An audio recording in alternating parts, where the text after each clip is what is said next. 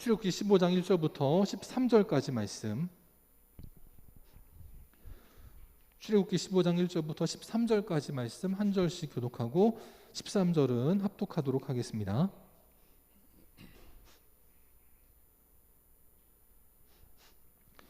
교독합니다. 이때 모세와 이스라엘 자손이 이 노래로 여호와께 노래하니 이르렀으되 내가 여호와를 찬송하리니 그는 높고 영화로우시며 말과 그 탄 자를 바다에 던지셨음이로다. 여호와는 나의 힘이요 노래시며 나의 구원이시로다. 그는 나의 하나님이시니 내가 그를 찬송할 것이요 내 아버지의 하나님이시니 내가 그를 높이리로다. 여호와는 용사시니 여호와는 그의 이름이시로다. 그가 바로의 병거와 그의 군대를 바다에 던지시니 최고의 지휘관들이 홍해에 잠겼고 깊은 물이 그들을 덮으니 그들이 돌처럼 깊음 속에 가라앉았도다. 여호와여 주의 오른손이 권능으로 영광을 나타내시니요 여호와여 주의 오른손이 원수를 부수시니이다. 주께서 주의 큰 위엄으로 주를 거스르는 자를 엎으시니이다. 주께서 진노를 발하시니 그 진노가 그들을 지푸라기 같이 사르니이다. 주의 콧김에 물이 쌓이되 파도가 언덕같이 일어서고 큰 물이 바다 가운데 엉기니이다. 원수가 말하기를 내가 뒤쫓아 따라잡아 탈취물을 나누리라. 내가 그들로 말미암아 내 욕망을 채우리라. 내가 내 칼을 빼리니 내 손이 그들을 멸하리라 하였으나 주께서 바람을 일으키심에 바다가 그들을 덮으시니 그들이 거센 물에 남같이 잠겼나이다. 여호와여 신중에 주와 같은 자가 누구니까? 주와 같이 거룩함으로 영광스러우며 찬송할 만한 위엄이 있으며 기이한 일을 행하는 자가 누구니까? 주께서 오른손을 드신즉 땅이 그들을 삼켰나이다. 네, 다 같이 주의 인자하심으로 주께서 구속하신 백성을 인도하시되 주의 힘으로 그들을 주의 거룩한 처소에 들어가게 하시나이다. 아멘. 옆 사람과 인사하겠습니다. 사랑합니다. 축복합니다. 오늘도 건강한 모습으로 주님 앞에 나와서 예배드릴 수 있도록 하신 하나님께 감사드리고 주님 앞에 나온 여러분들을 주님의 이름으로 환영하고 축복합니다. 이 시간 모세의 찬송, 미리암의 찬송, 그리고 나의 찬송이라는 제목으로 함께 하나님 말씀 나누도록 하겠습니다. 미국에 메이오 클리닉이라고 하는 곳이 있다고 합니다. 비영리 기관 중에 최대 의료 기관이라고 하는데 이 메이오 클리닉의 빈센트 라지쿠마르라고 하는 종양학 교수가 4월 1일에 트위터에 글을 올렸습니다. 4월 1일이라서 만우절은 아니고 진작에 올린 글인데 뭐냐면 미국하고 우리나라를 딱 집어가지고 비교를 한 거예요. 왼쪽에 있는 그래프는 오미크론이 퍼지고 나서 어떤 일이 생겼냐라는 건데 파란색 그래프가 미국입니다. 미국은 오미크론이 터지자마자 그 코로나로부터 시작해가지고 오미크론이 이르렀을 때 확진자가 얼마나 폭발적으로 늘었는가입니다. 이 오미크론이 터지고 나서 우리나라도 결국은 미국하고 똑같이 10만 명당 확진자가 2만 2천 명씩 똑같이 늘어났습니다. 그런데 우리나라는 오미크론이 오기 전까지는 그래도 분홍색으로 안정적으로 잘 관리가 되다가 이 오미크론이 터지고 나서 막판에 확 늘었다는 거예요. 근데 이제 오른쪽에 있는 그래프는 뭐냐면 치명률입니다. 사망자 수를 가리키는데 미국은 코로나가 터지고 나서 사망자가 꾸준하게 늘었습니다. 근데 우리나라는 거의 없다가 이제 오미크론이 이제 생기고 나서 이제 사망자가 좀 늘었다는 거예요. 그래서 10만 명당 이제 20명씩 사망을 하게 된 겁니다. 뭐 이렇게 카톡이나 뭐 여기저기 뭐 이런저런 그 소식들이 많이 들리는데 적어도 코로나만큼은 하나님께서 우리나라 지켜주셨다는 게 맞습니다. 엉뚱한 뉴스, 엉뚱한 소식 듣지 마시고 코로나만큼은 하나님이 지켜주셨구나. 우리가 건강하게 이렇게 있을 수 있는 것이 하나님의 은혜구나. 그걸 기억하고 하나님께 감사하며 이 사순절을 준비하고 또 부활절을 준비하여서 하나님께 감사할 수 있는 우리 믿음의 성도들이 될 수 있기를 바랍니다. 그건 한 예화인데요. 하늘나라에서 하나님께서 천사를 부르셨습니다. 두 천사를 부르시고 천사들마다 저렇게 광주리를 하나씩 안겨주셨습니다. 그러고서는 한 천사에게는 뭐라 말씀하시냐면 너는 세상에 내려가서 그 사람들이 원하는 소원이 있으면 그 소원을 저 광주리에 담아가지고 나에게 가져와라 라고 말씀하셨습니다. 또 한 명의 천사에게는 뭐라 말씀하시냐면 너는 사람들이 나에게 감사와 찬송을 하거든 그 감사와 찬송을 바구니에 광주리에 담아가지고 나한테 돌아와라 라고 말씀하셨다는 거예요. 그러더니 둘 다 똑같이 내려갔는데 소원을 담을 천사는요 며칠 안 돼가지고 금방 올라왔다는 거예요. 그런데 또 한 명의 천사인 감사와 찬송을 담을 천사는 아직까지도 안 올라왔더라. 그런 유머가 있습니다. 그러니까 사람들은 누구나 소원은 그렇게 원한다는 거예요. 되기를 원합니다. 주시옵소서. 바라는 건 그렇게 많은데 감사에 대해서는 부족하다라는 거예요. 만약에 하나님께서 우리 영광교회도 천사를 보내주신다면 소원의 바구니를 채우는 게 빠를까요? 감사와 찬송의 바구니를 채우는 게 빠를까요? 바라기는 영광교회 믿음의 성도들 어려운 가운데 많은 일들이 있었지만 하나님께서 주신 것에 대해서 감사하고 찬송할 수 있는 그래서 감사와 찬송의 바구니가 먼저 채워지는 아름다운 믿음의 삶이 될 수 있기를 축원합니다. 여기 한 손녀가 있습니다. 손녀에게 노트북으로 뭘 보여줘요. 애기한테 저런 거 보여주면 안 돼. 이걸 논하기 전에 어쨌든 뭘 보여줬어요. 그랬더니 애기가 저거 보면서 신이 났어요? 신이 안 났어요? 신이 났어요. 그래서 저렇게 앉아가지고는 발을 장단을 맞추면서 열심히 보는 겁니다. 우리 집 예은이도 저러고 있는데 어쨌든 뭐 집사람은 보여주면 안 된다고 그러는데 저는 애기가 우는 거는 별로 싫고 저렇게 제 앞에서 저러고 있는 게 좋지 우는 건 좀 별로 안 좋아요. 그래서 그냥 보여주지 말라고 그러는데도 자꾸 이렇게 보여주게 되는데 우리 사랑하는 영광교회 성도들에게는 보지 말아야 될 것, 안 봐야 될 것 보고서 좋아하는 자들이 아니라 하나님께 주시는 은혜로 감사가 넘치고 기쁨이 넘치고 믿음의 발장단을 맞출 수 있는 아름다운 믿음의 삶이 될 수 있기를 다시 한 번 더 축원합니다. 오늘 말씀으로 넘어와서 이제 우리가 지난주에 보았던 것처럼 출애굽하고 홍해를 건넌 뒤 놀라운 기적을 맛본 이스라엘 백성들이 어떻게 반응했는가에 대해서 말씀하고 있습니다.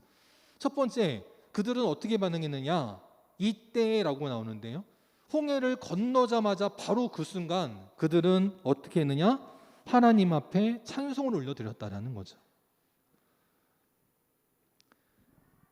그 기적 같은 일들을 경험하고 나서도 감사하는 사람이 있고 그게 무슨 하나님의 은혜야 무슨 기적이야 그냥 병원이 좋아가지고 된 거지 내가 수술을 잘 받아서 된 거지 내가 치료를 잘 받아서 된 거지 하나님은 무슨 하나님이 계셔 그런 사람들이 종종 있습니다. 근데 모세는요 홍해가 갈라지는 놀라운 기적을 체험했을 때 저거 대한민국의 진도 앞바다에 가도 저거 갈라지는 그 바다 그 갈라진 게 무슨 하나님의 기적이야 조수 간만에 차지 어쩌다 그런 일이 있었던 거지 그렇게 무시하는 게 아니라 하나님 앞에 찬송을 올려드렸다라는 겁니다. 여러분 성경에서 맨 처음으로 찬송이 나오는 성경이 어디인지 아십니까? 창세기, 출애굽기 어디 있을 것 같아요? 제가 질문할 땐 이유가 있습니다. 어디일 것 같아요? 출애굽기 15장 오늘 말씀이 성경에 나오는 맨 첫 번째 찬송입니다. 한번 찾아보세요. 창세기 어디에도 감사했다고 하고 제사 드렸다는 말씀은 있지만 찬송했다는 구절은 없습니다. 오늘이 처음입니다. 이 출애굽기 15장은 세 단락으로 나눠질 수 있습니다. 첫 번째는 1절부터 13절까지 모세의 찬송이 먼저 나오고 또 찬송 가운데 하나님의 성령이 임하니까 모세가 세상을 향해 예언하는 선포가 나온다는 거예요. 그게 14절부터 18절까지입니다. 그리고 19절부터 21절까지는 모세가 찬송이 끝난 뒤 미리암이 이어서 찬송하는 게 나오고 있어요. 그러니까 15장은 인류 최초의 찬송이라는 겁니다.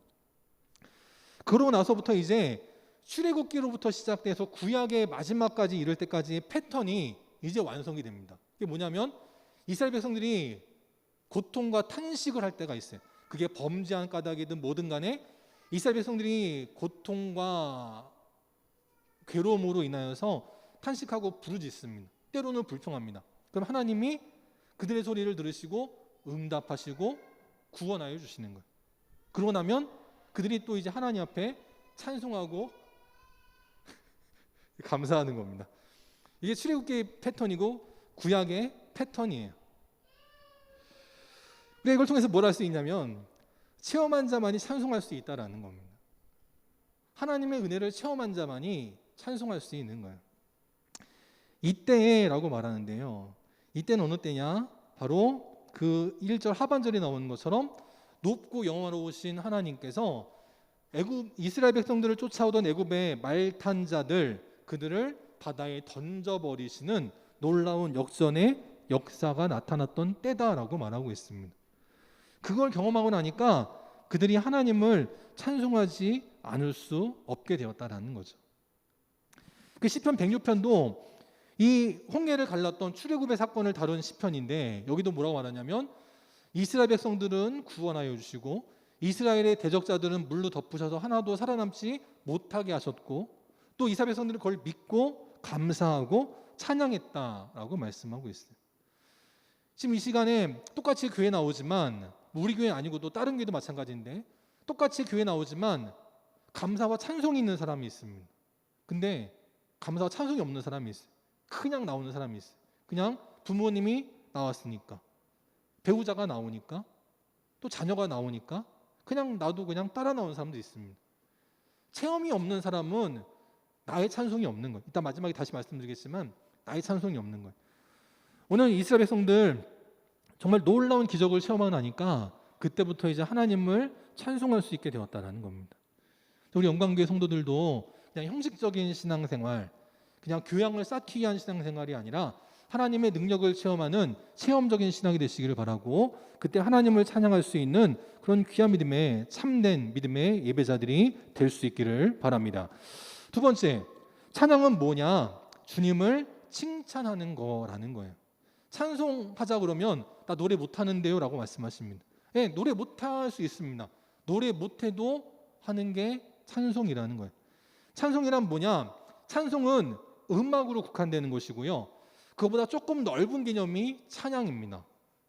찬양은 내가 노래를 못해도 할 수 있는데, 찬양은 뭐냐? 주님을 칭찬하는 거라는 거죠.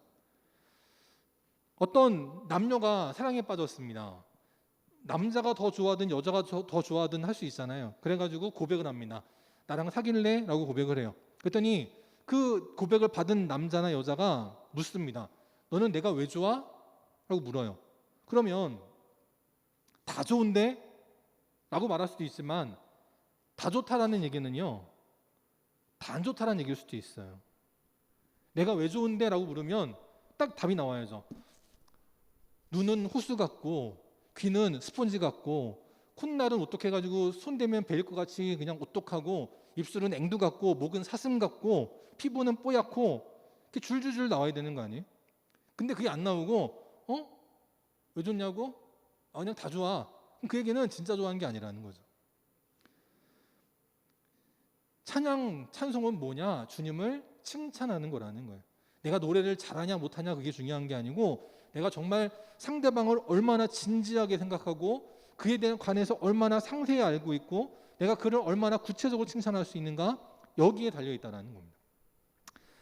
찬송가가 있습니다. 찬송가는 하나님이 대상이 되는 곡입니다. 복음성가는요, 사람이 대상이 되는 거예요. 그래서 복음을 전하기 위해서 세상의 사람들을 향해서 쓴 노래가 복음성가입니다. 그래서 대표적인 게 뭐가 있냐면 당신은 사랑받기 위해 태어난 사람, 이런 게 있죠. 그거는 분명히 복음을 담고 있지만 세상의 사람들을 향해서 지은 곡입니다. 가끔씩 드라마나 영화에 봐도 당신은 사랑받기 위해 태어난 사람, 그게 나올 때가 있어요. 내용이 뭔지도 모르고 그냥 그 앞부분이 너무 좋으니까 그냥 흥얼거리는 사람들이 있습니다. 복음성가는 사람이 대상이고 찬송은 하나님만이 대상입니다. 한 가지 얘기하면 찬송가 중에 69장 온천하 만물 우러러라는 찬송이 있습니다. 근데 이 찬송은 정확히 말하면 잘못된 찬송입니다. 왜냐하면 다 주를 찬양하라 했으니까 하나님이 대상이 되는 찬송은 맞는데, 문제는 뭐냐면 구체적인 내용이 없어요. 그냥 여기도 보면 찬양하여라 나오고요, 할렐루야 할렐루야 그렇게만 나옵니다. 후렴 부분도 뭐냐면 저 은빛 나는 밝은 달도 하나님을 찬양하라 할렐루야 할렐루야 할렐루야 라고 끝납니다. 이게 무슨 얘기냐면, 바꿔 이야기하면 나는 하나님을 칭찬합니다. 칭찬합니다. 칭찬합니다. 이것만 하는 거예요. 하나님이 나에게 뭘 해주셔서 내가 칭찬을 하는지 감사하는지 그건 없고요. 그냥 나는 하나님 앞에 감사해. 난 하나님 앞에 그냥 칭찬해. 그건 진짜 감사, 진짜 칭찬이 아니라는 거죠. 진짜 감사, 진짜 칭찬, 진짜 찬양은요, 구체적인 게 표시가 되어 있어야 되는 거예요. 여러분은 하나님 앞에 감사의 제목을 적으십시오라고 하면 한 줄, 두 줄 적고 끝나는 인생이십니까? 아니면 나의 태어난 날부터 내가 지금까지 살아온 날, 또 앞으로 살아갈 날, 내가 하나님 앞에 서게 될 그날, 그 모든 것들을 퉁 털어서 구체적으로 감사하고 찬양하고 칭찬할 수 있는 참된 믿음의 예배자들이 될 수 있기를 바랍니다. 오늘 3절부터도 보면 모세가 하나님을 찬양할 때 구체적으로 찬양을 합니다. 그래서 여호와는 어떤 분이시냐? 용사다라고 말씀을 해요. 6절에도 보면 하나님의 오른손이 원수를 부수시니이다 라고 고백을 합니다. 하나님이 원수를 때려잡았어 라고 하지 않고 구체적으로 권능의 오른손으로 주를 때려부셨다라고 말씀을 하고요.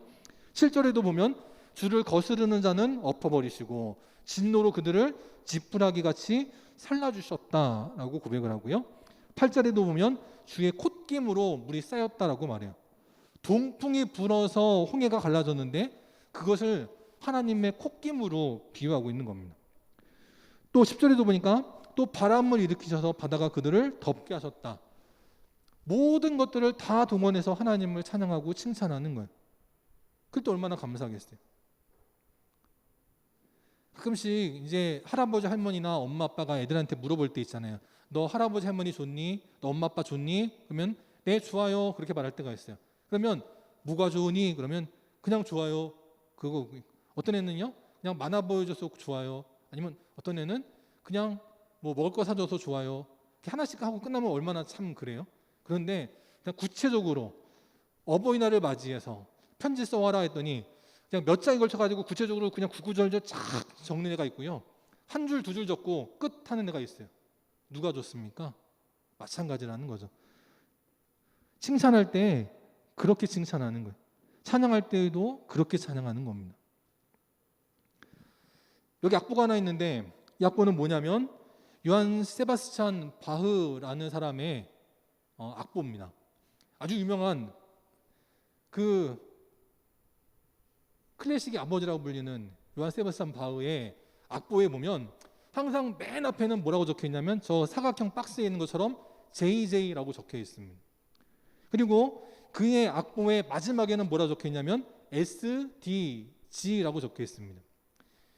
이게 뭐냐면 헬라어인데 라틴어인데 바흐가 자기가 쓴 악보라는 거를 남겨놓는 그만의 시그니처 서명입니다. 이게 없으면 바흐의 악보가 아닌 거예요. JJ는 무슨 뜻이냐면 예수 유바라는 그런 말인데 뜻은 예수여 도우소서라는 그런 뜻입니다. 바흐는 아주 유명한 클래식의 아버지인데 무슨 곡을 쓰든지 간에 예수님 제가 이 곡을 통해서 하나님께 영광이 되고 이 음악을 듣는 모든 사람들은 하나님의 은혜를 알 수 있도록 도와주시옵소서 먼저 기도하는 마음으로 JJ를 적어 놓는 거예요. 그리고 그 곡을 마지막 마칠 때는 뭐라고 적냐면 SDG 솔리 데우 글로리아 오직 하나님께만 영광이라고 적어놨습니다. 사람들이 그 음악을 듣고 나서 저 바흐를 칭찬하고 인정할까 봐 내가 아니고 하나님께만 영광 돌려야 돼 라는 뜻으로 적어놓았다는 거예요. 그게 참된 믿음의 예배자의 모습이라는 겁니다. 내가 조금 잘 나간다고 고개 쳐들고 으쓱하다가 아나무인같이 살아가는 인생 되지 말고 또 조금 어렵다고 코가 빠지고 고개를 들지 못하고 주저앉아 있는 그런 인생 아니고 오늘도 예수여 나를 도우소서 예수여 우리 교회를 도우소서 예수여 이 나라를 도우소서 기도하는 마음으로 나아갈 때 오직 하나님께만 영광 돌리는 복된 성도들이 되게 하실 줄 믿습니다. 세 번째, 또 이 모세는 찬송할 때 그냥 자기의 감정만을 말하고 끝나는 것이 아니라 성령이 임하니까 세상을 향한 예언이 선포되었다라는 겁니다. 이게 참된 교인의 모습이라는 거죠. 14절에 보면 모세가 뭐라고 세상을 향해 예언하냐면 여러 나라가 듣고 떨며 블레셋 주민이 두려움에 잡히더라 라고 예언합니다. 이제 막 출애굽한 이스라엘 백성들이 뭐라고 여러 나라가 듣고 두려움에 떨겠어요. 그런데 모세는 그렇게 예언했습니다. 15절에 보니까 또 에돔의 두령들도 놀라고 모압의 영웅도 두려움에 잡히고 가나안의 주민이 다 낙담하나이다 라고 예언했습니다. 지금 들으면 기가 막히고 코가 막힐 일입니다. 이스라엘 백성들이 뭐라고 그 주변의 대단한 나라들이 두려움에 빠지겠습니까? 16절에 보면 또 뭐라 말하냐면 놀람과 두려움이 그들에게 임하고 주의 크신 팔로 그들을 침묵하게 하실 것이다 라고 말했습니다. 근데 이것이요 40년 뒤에 정말 이루어지게 됩니다. 지금 당장에는 별거 아닌 것 같고 우리는 약하고 저들은 강한 것처럼 보이지만 하나님 앞에 찬송했더니 하나님이 앞날을 미리 보여주셔서 예언하게 하고 그 예언했던 것들이 진정으로 이루어지게 되었다는 겁니다. 그리고 그 예언은 어떻게 끝납니까? 17절에 보니까 주님께서 이스라엘 백성들을 인도하여 주셔서 주의 기업의 산 예루살렘으로 인도하여 주시어 그곳에 안주할 수 있도록 해주셨다는 겁니다. 그리고 18절 여호와께서 영원 무궁하도록 다스리실 것입니다 라고 고백했다는 거예요. 우리 영광교회 성도들도 기도할 때 처음에는 나를 위한 기도 제목 가질 수 있습니다. 내가 어려우니까, 내 자녀가 어려우니까, 미래가 걱정되니까 기도할 수 있죠.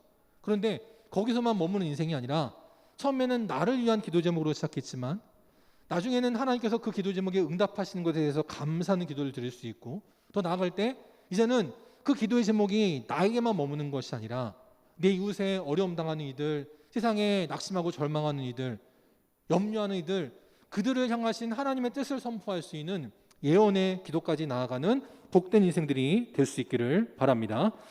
두 번째, 모세가 찬송을 마친 뒤 누가 또 찬송하느냐? 미리암이 찬송을 하게 됩니다. 미리암이 손에 소고를 잡고 먼저 앞에 서게 됩니다. 그러니까 뒤에 있던 모든 여인들도 그를 따라 나와 소고를 잡고 춤추게 되었다라는 거죠. 고속버스를 타고 관광버스를 타고 여행할 때도 보면요, 처음에 이렇게 춤추고 노래하라 그러면은 처음엔 좀 이렇게 쭈뼛쭈뼛하잖아요. 세상에서 놀러 갈 때야 그냥 뭐 그런 거 없이 그냥 처음부터 기사 양반 음악 틀어요 그래서 막 하지만 교회에서 이렇게 뭐 하자고 그러면 처음엔 좀 쭈뼛쭈뼛하지 않습니까? 특별히 무섭고 엄한 담임 목사가 딱 하고 있으면 다들 좀 이렇게 그렇잖아요. 근데 누군가가 용기 있게 목사가 있건 말건 그냥 뭐 나와가지고 춤추고 노래하면 나머지 여인들도 다 그런 거 아니겠어요? 마찬가지라는 거예요. 오늘 미리암도 그 대단한 모세가 찬송을 마쳤을 때 그는 그 바톤을 이어받습니다. 그리고 모세가 감히 여인이었던 그 미리암이 소고를 잡고 춤추며 노래하니까 다른 모든 여인들도 함께 그 미리암을 따라 춤추고 노래하며 하나님을 찬양하고 찬송할 수 있는 놀라운 특권이 임하게 되었다는 거예요. 이 당시에 여자들이 종교 예식에 참석하는 것은 불가능한 일이었습니다. 그런데 미리암이 먼저 나가니까 다른 여인들도 함께 동참할 수 있는 놀라운 은혜와 특권이 임하게 되었다는 거죠. 그들은 무엇을 찬송했느냐?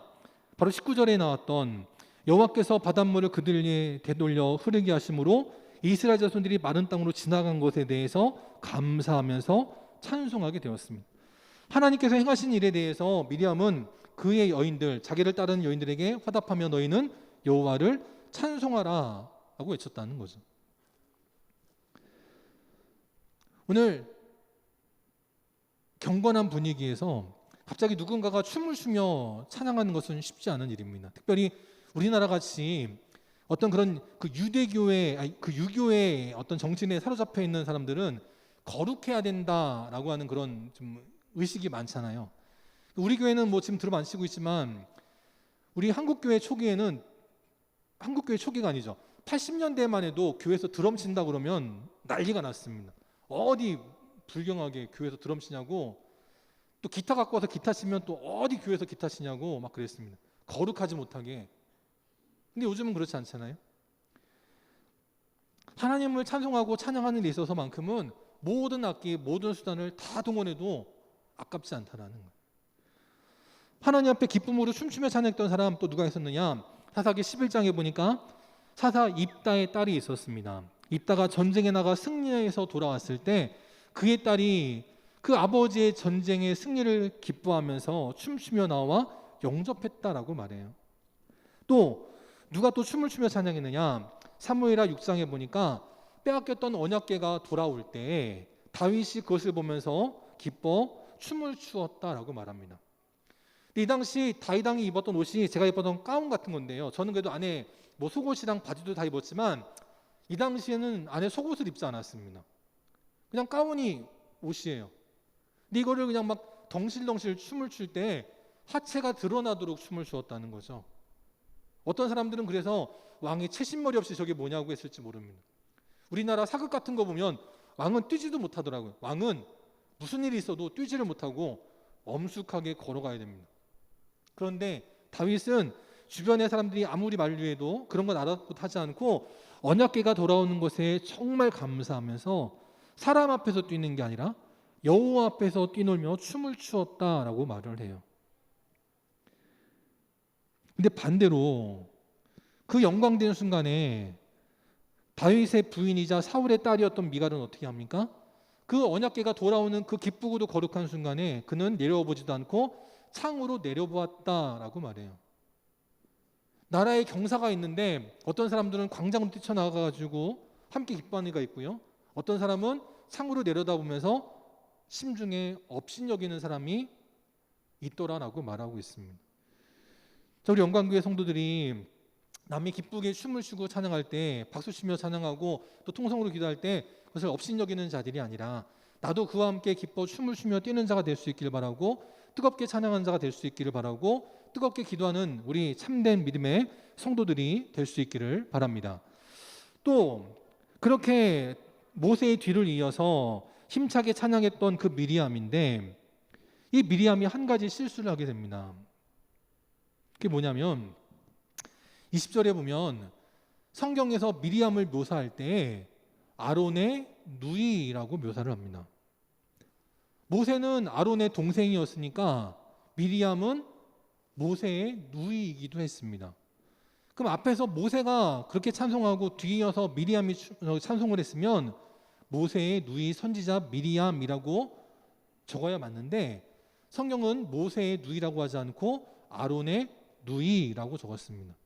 왜냐하면 하나님께서 이미 정해놓으셨기 때문이라는 거예요. 뭐냐면 모세는 아론에게 하나님 같은 대상이다라고 정해놓으셨다는 겁니다. 그래서 미리암도 모세와 동급 형제가 아니고 모세의 종 같으니 모세는 누이지만 미리암에게 하나님 같으니 하나님이 그렇게 정해놓으셨다는 거예요. 근데 미리암이 시간이 지나다 보니까 그걸 잊어버립니다. 그리고 모세를 자기 동생으로 대해요. 그래서 우리가 민수기에서 말씀 보았었는데 모세가 구스 여자를 취하게 됩니다. 그럴 때 그 흑인 여자 아프리카 사람 구스 여인을 취한 것에 대해서 미리암이 모세를 비방하게 됩니다. 너 내 동생인데 왜 이방 사람이랑 결혼했어? 라고 비방을 해요. 근데 그 결과는 뭐냐? 구름이 장막 위에서 떠나갔다라고 말합니다. 하나님의 그 구름, 낮에는 구름 기둥, 밤에는 불 기둥이 되게 했던 그 장막이, 그 구름이 장막에서 떠나가는 비극이 벌어졌다는 거예요. 그리고 미리암 개인은 어떤 일이 벌어지느냐? 나병에 걸렸다라는 거죠. 우리가 이 땅을 살아가면서 겸손하지 못할 때, 쟤나 나나 뭐가 달라? 나나 쟤나 똑같이 뭐 그렇게 될 때 우리가 겸손하지 못할 때 하나님의 영광은 떠나가게 되고 나는 하나님 앞에 심판받고 책망받는 자가 될 수 있다는 것을 늘 기억하면서 우리는 마지막까지 나는 낮추고 오직 하나님만 높이고 예수님만 높이는 참된 겸손과 믿음의 성도들이 될 수 있기를 바랍니다. 세 번째, 모세와 미리암이 찬송을 했다면 이제 우리도, 여러분도, 저도 나만의 간증과 찬송이 있어야 된다는 거예요. 1절에 홍해를 건너고 난 뒤 이스라엘 백성들이 여호와를 찬송했다라고 말씀을 합니다. 19절에 나오는 것처럼 여호와께서 바닷물을 갈라놓으셨다가 이스라엘 백성들이 지나갈 때에는 마른 땅같이 해주시고 이스라엘 백성들이 다 지나가고 애굽의 군대가 뒤쫓아올 때에는 바닷물을 되돌려 버리셔서 그들이 다시는 볼 수 없게 하나님이 지켜주신 것에 대해서 감사하면서 찬송을 올려드렸다는 거예요. 근데 한번 생각을 해보면요, 홍해를 무사히 건너가게 하신 것에 대해서는 감사하면서 찬양을 했는데, 그러면 왜 노예로 고통받는 그 애굽에서 탈출하게 하실 때에는 찬송하지 않았을까? 그런 생각을 해보게 됩니다. 왜 애굽에서 10가지 재앙이 내릴 때, 또 그들이 애굽을 무사히 탈출할 때 그때는 감격하지 않았을까요? 그때도 감격했을 거 아니에요. 근데 그때는 찬송하지 않았습니다. 근데 이번에는 찬송을 해요. 뒤늦게라도 찬송했으면 됐지라고 생각할 수 있지만, 왜 앞에서는 왜 찬송을 안 했을까? 왜 출애굽할 때는 왜 감격에 찬송하지 않았을까라는 생각을 저는 해보게 됩니다. 그럼 뭐냐? 애굽의 10가지 재앙이 임할 때는요, 나하고는 별로 상관이 없었어요. 그건 애굽이 고통당하는 거고 우리는 평안하고, 나는 문제없고 쟤들은 하나님의 재앙으로 고통받는 거고 나는 상관없어. 그러니까 별로 그렇게 감사가 안 되는 거예요. 근데 홍해를 건너는 그 순간만큼은 바다가 갈라지는 기적도 내 눈앞에서 보이고요, 또 그 홍해를 건너갈 때 14km의 그 홍해를 건너갈 때 이불이 언제 다시 덮어지지? 두렵고 떨리는 가운데 조마조마한 마음으로 한 걸음 한 걸음 지나갔는데 마지막 한 명까지 지나가도록 바닷물이 덮여지지 않았고, 우리를 향해서 막 무섭게 쫓아오던 애굽의 군대는 그 홍해 가운데 수장될 때, 그것이 정말 나에게 주신 하나님의 기적으로 체험이 됐다는 거예요. 모든 일들이 마찬가지입니다. 이 2년이 넘는 코로나의 시기를 지내면서요, 이것이 하나님의 은혜구나 감사하는 사람이 있고, 이거 다 거짓말이야, 이거 다 뻥이야, 속이는 거야, 그런 사람들이 있어요. 똑같은 시간, 똑같은 시대, 똑같은 일을 경험하지만 하나님께 감사하는 사람이 있는가 하면 부정하고 원망하고 불평하는 사람이 있어요. 그러니까 어떤 사람은 감사하고 찬송하는데 어떤 사람은 원망하고 불평하고 하는 사람들이 있습니다. 우리 영광교회 성도들이 동일한 시대를 살아갈 때 남들은 다 감사하고 찬송할 때 감격하지 못하고 찬송하지 못하는 그런 인재들 되지 마시고, 누구보다도 먼저 하나님의 때를 따라 돕는 애 경험하시고 감격하시고 감사하면서 찬송할 수 있는 그런 귀한 믿음의 인생들이 될 수 있기를 바랍니다. 출애굽기 15장이 인류 최초의 찬송이라고 말씀을 드렸습니다. 그러면 인류 최후의 찬송은 어디에 나올까요? 뭐 좀 어려울 수 있는데, 근데 생각해보면 어렵지 않습니다. 성경의 맨 마지막 권이 뭐예요? 요한계시록입니다. 또 요한계시록에서도 몇 장에 있냐면 15장에 있습니다. 나중에 한번 찾아보세요. 16장, 17장, 22장까지 찬송이 나오긴 하는데 그건 천군천사가 하는 찬송이고, 백성들이 하는 찬송은 15장에서 끝납니다. 첫 번째 찬송도 출애굽기 15장에서 시작을 했고요, 마지막 찬송도 성경의 맨 마지막 권인 요한계시록 15장에서 마칩니다. 이게 하나님의 정말 놀라운 섭리 같아요. 여기 보면 뭐라고 찬송하냐면, 내가 보니 불이 섞인 유리바다 같은 것이 있다는 거예요. 홍해바다가 맑고 깨끗한데 그 맑고 깨끗한 그 바닷물 속에 붉은 해초류가 있거든요. 그러니까 불이 섞인 것 같다는 거예요. 유리바다인데 불이 섞인 것 같은 유리바다라는 겁니다.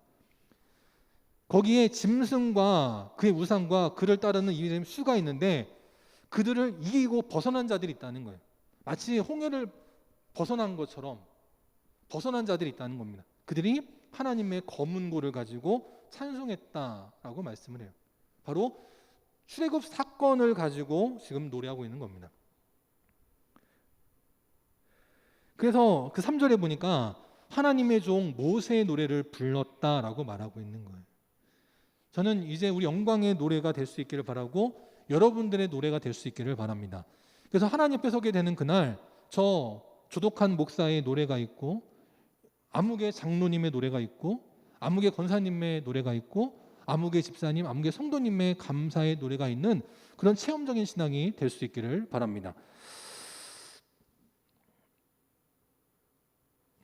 은혜는요, 두 가지로 나눌 수 있습니다. 첫 번째는 어떤 은혜가 있냐면 받은 은혜가 있어요. 이미 우리에게 주신 은혜가 있습니다. 근데 주신 은혜만 있고 끝이 아니고요. 앞으로 또 주실 은혜가 있는 거예요. 제가 이제 이렇게 왜 개들에게 먹이를 이렇게 먹을 거 갖다 줄 때도 보면요. 제가 이게 가면 개들이 엄청 좋아해요. 막 제 발걸음 이제 듣는 순간부터 문 열고 나갈 때부터 발자국 소리 들리면은 그냥 개들이 그냥 짖고 그냥 막 날뜁니다. 또 먹을 거 갖다 준다고 좋아가지고 그냥 막 그래요. 근데 먹을 걸 줘요. 그럼 줄 때는 맛있게 막 먹습니다. 근데 다 주고 나면요, 이제 또 달라고 이렇게 쳐다보거든요. 다 줬어, 이제 없어 이렇게 접시를 흔들면은 그 개들이 어떻게 하냐면 고개를 돌려요.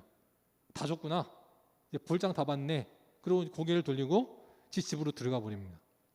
전 주인이 아니라서 그러는지 먹을 걸 줄 때만 좋아하고 그다음 먹을 거 없어 그러면은 이제 들어가더라고요. 근데 만약에 제가 뒷주머니에 뭘 또 숨겨놓고 냄새가 안 나는 걸로 숨겨놓고 줄 게 있는데 그걸 알았다고 생각해 보세요. 그러면 들어갈까요? 안 들어갈까요? 안 들어가죠. 아직 줄 게 있으니까. 받을 게 있으니까 안 들어갑니다. 우리 신앙생활도 마찬가지라는 거예요. 출애굽의 은혜를 받았습니다. 홍해를 건너는 은혜를 받았어요. 이스라엘 백성들은 거기에 머뭅니다. 그래서 이제 다음 주에 보겠지만 또 다른 어려움이 닥쳐왔을 때 우리가 애굽에서 종살이 할 때도 건져주신 하나님, 또 홍해바다 앞에서 애굽 군대로 인해서 죽을 뻔한데 그런 우리를 구해주신 하나님, 그걸 믿었다면 또다시 닥쳐오는 새로운 문제도 또 주실 은혜가 있겠구나 기대하며 나가야 되는 거 아니겠습니까? 근데 그들은요 단순해가지고 받은 은혜만 알지 받을 은혜를 몰랐어요. 그러니까 또 문제가 닥치면 원망하고 불평합니다. 또 하나님이 건져주시고 또 그 다음에 또 그럼 감사하고 찬양하고 악순환이 반복이 되는 거예요. 진짜 지혜로운 인생은 어떤 인생이냐? 우리에게 은혜를 주신 그 하나님이 앞으로도 우리에게 또 은혜를 주실 것이다 라고 하는 받을 은혜를 미리 생각하는 자가 진짜 지혜로운 인생이라는 겁니다. 우리 영광교회 성도들이 신앙생활하면서 누구나 꽃길만 있는 건 아닙니다. 어려움이 있어요. 그럴 때 이제 나는 끝났나 보구나, 난 더 이상 하나님께 받을 게 없는가 보구나 하고 주저앉는 인생 되지 마시고 앞으로 주실 또 다른 은혜를 생각하면서 받을 은혜를 받기 위해 손을 벌리고 입을 벌려 부르짖어 기도하고 믿음으로 전진하는 귀한 인생들이 될 수 있기를 바랍니다. Music is magic이라는 말이 있습니다. 음악은 마법이라는 거예요. Music is magic입니다. 이게 OST의 그 효과를 나타낼 때 나온 말인데요. 여러분 수사반장이라는 그 드라마 다 기억하시죠? 수사반장 하면 딱 떠오르는 멜로디 있지 않습니까? 따라따라따라따라따라 그거 있잖아요. 수사반장 하면 그 음악이 그냥 저절로 위에 딱 나옵니다. 또 뭐가 있어요? 전원일기가 있잖아요. 또 전원일기 딱 저 글자만 봐도요. 따다따라다 그 색소폰으로 나오는 그 음악 소리가 또 딱 떠오르지 않습니까? 음악이 주는 힘이 있다라는 거예요. 내용은 다 까먹었어. 무슨 일이 있었는지 내용은 다 까먹었는데 딱 그 내용, 그 드라마의 제목, 영화의 제목, 어떤 장면을 딱 보면 그 순간에 떠오르는 멜로디가 있습니다. 그러면 행복해져요. 특히 전원일기 어렸을 때 보면 마지막에 이제 루즈해져가지고 저 언제 끝나나 했지만 처음 그 볼 때는요 그렇게 재밌었어요. 특별히 그 최불암 그 옹은 저희 할아버지랑 좀 닮으셔가지고 할아버지 보는 것 같아가지고 이렇게 재밌게 봤습니다. 아련하고 할아버지 생각나고 꽤 재밌게 봤어요. 음악이 주는 힘이 있다라는 거예요. 특별히 또 뭐가 있냐면 로키라는 영화가 있죠. 로키라는 영화도 보면 그 로키라는 그 주인공이 권투를 할 때마다 그렇게 얻어 터집니다. 막 혹이 나고 피가 나고 맨날 쓰러지고 그래요. 근데 마지막에 15라운드가 되면 결국은 승리하는 건 로키입니다. 그때 딱 나오는 음악이 있어요. 따다따다 뭐 하는 그 음악이 있어요. 그러면 힘이 나요. 그러니까 그 다음부터 힘들고 어려울 때에도 그 로키 OST를 생각하면 나도 할 수 있어. 나도 해보자. 하면 돼. 그 용기가 나는 거예요. 음악이 주는 힘이라는 겁니다. 지난주에 끝난 신사와가시라는 드라마가 있죠. 거기도 누가 OST를 불렀냐면 임영웅 씨가 노래를 불렀습니다. 그 노래가 그렇게 좋다고 하더라고요. 제가 그래서 이제 말씀을 준비하면서 이제 OST 뭐가 있나 생각해 보니까 옛날 거는 로키를 생각했는데 요즘 건 뭐가 있나 찾아보니까 신사 아가씨가 있다는 거예요. 그래서 집사람한테 물어봤어요. 어때? 그랬더니 좋다는 거예요. 다른 사람들이 부르는 것보다 임영웅이 부르는 게 제일 좋다는 거예요. 아, 그렇구나 싶습니다. 아무리 좋은 화면도 음악이 받쳐주지 않으면 효과가 반감이 됩니다. 좋은 음악이 딱 받쳐주면 효과는 배가 되는 거예요. 찬양이 주는 힘이 뭐냐? 바로 이와 같다는 겁니다. 찬양이 있는 인생은요, 나만의 찬양이 있는 인생은 넘어지지 않습니다. 저는 제가 신앙생활을 하면서부터 힘들고 어려울 때 부르는 찬양이 하나 있는데 그게 뭐냐면 누군가 널 위해 기도하네 라는 찬양입니다. 제가 초등학교 때 이제 강남으로 이사를 가고 나서 공부가 안 되는 거예요. 강북에서는 공부 안 해도 이게 다 맞았는데 강남으로 이사를 가니까 야, 그 강남은 정말 다르더라고요. 초등학교 때에도 공부가 안 되는 거예요. 그래가지고는 어머니께서 붙잡아 놓고 공부를 시켰거든요. 이거 시험 문제 나온다. 그러니까 진짜 시험 문제 나왔어요. 어머니는 분명히 미리 교육 받고 시험을 봤는데 답을 알았는데 또 틀리는 거예요. 아, 참 신기해요. 그래가지고 중학교 때 너무 낙심이 돼가지고 나는 실패자인가 봐. 나는 어머니가 답을 알려주시는데도 나는 왜 답을 못 쓰지? 나 이게 멍청하지? 그럴 때가 있었거든요. 그래가지고는 교회도 잘 안 나가고 어머니 눈 피해가지고 막 밖으로 도망 다니고 그러다가 중학교 3학년 때 수련회를 갔습니다. 그때 이제 처음에는 놀러 갔는데 수련회 가면서도 일본 만화 잡지를 숨겨가지고 간 거예요. 나 거기서 그거 보겠다고. 그런데 은혜를 받은 겁니다. 그 기도하는 그 밤에 예배당에서 십자가를 붙들고 기도를 하는데 갑자기 문득 어머니가 생각이 나는 거예요. 그때 어머니가 너무 이제 건강이 안 좋으셨어요. 왜냐하면 아들이 그렇게 공부를 못하니까 너무 걱정이 돼가지고는 보는 사람들마다 어머니를 향해가지고 뭐 이렇게 안 좋은 일이 있으시냐고, 왜 이렇게 안색이 어두우시냐고 물을 정도였다는 겁니다. 당뇨도 있으신데. 근데 그때 이제 그 어머니가 이렇게 생각이 나면서 야, 내가 지금 이 수련회 왔다고 어머니는 은혜 받으라고 밤에도 기도하실 테고 새벽에도 교회 가서 기도하실 텐데 나는 지금 뭐 하고 있는 거냐. 그 생각이 드는 거예요. 그러면서 그 전에 목사님 주신 말씀이 생각나면서 나를 위해서 지금 하나님, 우리 예수님이 하나님 보좌 우편에서 나를 위해서 기도하고 계신다는 거예요. 그러니까 그게 딱 오버랩되면서 예수님 사랑이 정말 뭔지 팍 받았더라고요. 그때부터 제가 이제 신앙생활을 열심히 하게 됐습니다. 그러고 나서부터 힘들고 어려울 때마다 제가 불렀던 찬양이 뭐냐면 바로 누군가 널 위해 기도하네 라는 찬양이에요. 내가 아무리 힘들고 어려워도, 내가 아무리 앞날이 막히고 문제가 풀리지 않아도 지금도 나를 위해 기도하는 어머니가 계시지, 나를 위해 기도하는 우리 예수님이 계시지 라고 생각하니까 주저앉지 않게 되는 거예요. 다시 일어서게 되는 거예요. 그러니까 힘이 나는 겁니다. 저의 찬양은 그 곡입니다. 여러분의 찬양은 뭡니까? 여러분이 만난 예수님은 어떤 분이시고요? 여러분이 힘들고 어려울 때 여러분에게 힘을 주는 노래는 뭡니까? 세상에 가요 자락도 좋지만 여러분의 마음을 다잡게 하고 주님 바라보게 하는 찬양이 있는 인생이 복 있는 인생이고 그 인생이 마지막까지 쓰임받는 인생이다라고 성경은 말씀하고 있습니다. 그래서 제가 오늘 말씀을 또 준비하면서 떠올랐던 찬송의 한 구절이 있습니다. 그게 뭐냐면 바로 127장 예수를 나의 구주 삼고입니다. 여기 후렴에 보면 이런 구절이 나오죠.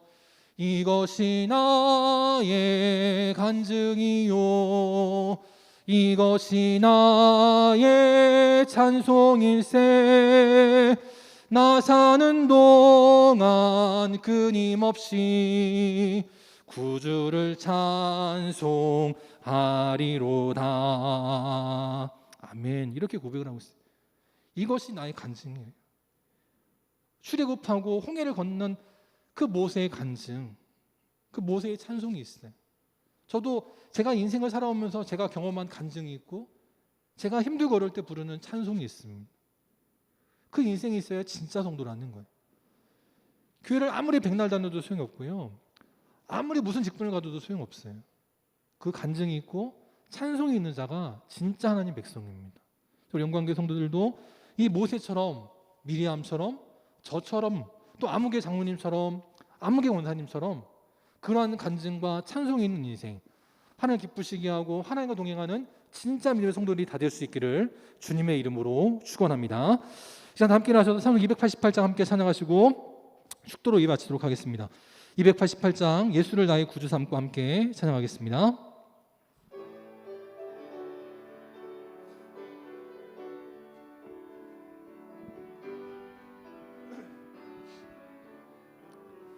예수를 나의 구주 삼고 성령과 피로써 거듭나니 이 세상에서 내 영혼이 하늘의 영광 누리도다. 아멘. 이것이 나의 간증이요 이것이 나의 찬송일세.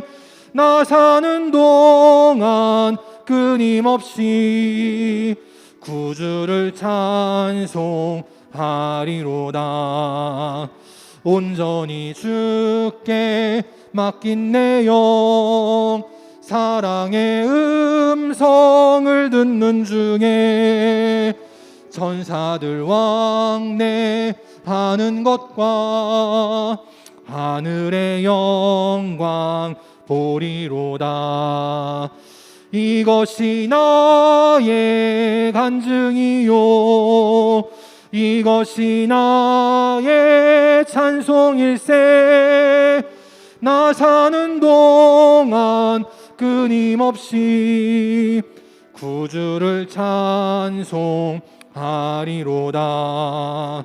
주 안의 기쁨 누림으로 마음의 풍랑이 잔잔하니 세상과 나는 간 곳 없고 구속한 주만 보이도다. 아멘. 이것이 나의 간증이요 이것이 나의 찬송일세.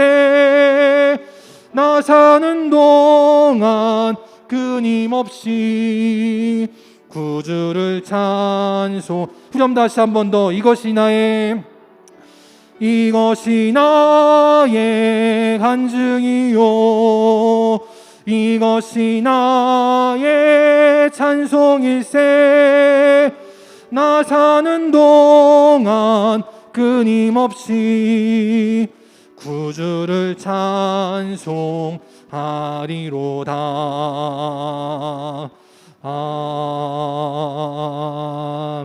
아멘. 함께 기도하시겠습니다. 지금은 우리 주 예수 그리스도의 은혜와 하나님 아버지의 끝이 없는 사랑하심과 성령님의 함께 하시고 교통하시고 위로 인도하심이 문제를 만났을지라도 그 문제를 능히 건너가게 하시고 풀게 하실 하나님 앞에 감사하며 찬송했던 모세처럼, 미리암처럼, 또 저처럼, 또 영광교회 장로님처럼, 권사님처럼 그렇게 어떠한 상황에도 흔들리지 않고 받은 은혜를 생각하며 또 앞으로 주실 받을 은혜를 생각하며 어떠한 상황에서도 찬송과 찬양을 놓치지 않고 믿음으로 전진하기를 원하는 우리 모든 영광의 성도들 머리 위에, 또 그 가정과 직장과 사랑하는 주의 자녀들 머리 위에, 또 시간 주님 앞에 나와 함께 예배드리길 원하지만 이런저런 이유로 나오지 못한 모든 안타까운 심령들 머리 위에, 나라를 지키는 국군 장병들 위에, 방역에 힘쓰고 있는 모든 공무원들과 모든 의료진들 위에 이제부터 영원토록 함께 계시기를 간절히 축원하옵나이다. 아멘.